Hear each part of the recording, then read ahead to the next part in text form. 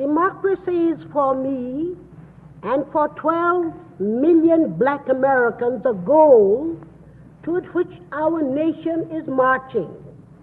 It is a dream and an ideal in whose ultimate realization we have a deep and abiding faith.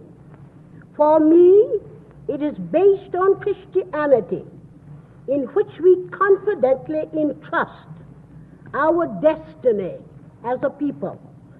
Under God's guidance in this great democracy, we are rising out of the darkness of slavery into the light of freedom.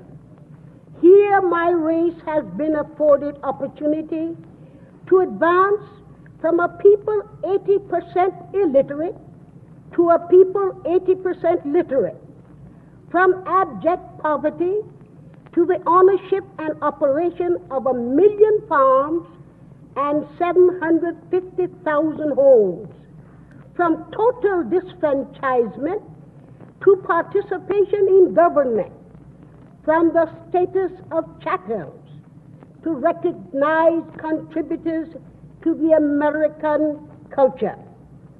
As we have been extended a measure of democracy, we have brought to the nation rich gifts. We have helped to build America with our labor, strengthened it with our faith, and enriched it with our song. We have given you Paul Laurence Dunbar, Booker T. Washington, Marian Anderson, and George Washington Carver. But even these are only the first fruits of a rich harvest, which will be reaped when new and wider fields are opened to us. The democratic doors of equal opportunity have not been opened wide to Negroes. In the Deep South, Negro youth is offered only 1/15 of the educational opportunity of the average American child. The great masses of Negro workers are depressed and unprotected in the lowest levels of agriculture and domestic service, while the black workers in industry are barred from certain unions and generally assigned to the more laborious and poorly paid work. Their housing and living conditions are sordid and unhealthy. They live too often in terror of the lynch mob, are deprived too often of the constitutional right of suffrage, and are humiliated too often by the denial of civil liberties. We do not believe that justice and common decency will allow these conditions to continue. Our faith envisions a fundamental change as mutual respect and understanding between our races come in the path of spiritual awakening. Certainly, there have been times when we may have delayed this mutual understanding by being slow to assume a fuller share of our national responsibility because of the denial of full equality. And yet, we have always been loyal when the ideals of American democracy have been attacked. We have given our blood in its defense, from Crispus Attucks on Boston Commons to the battlefields of France.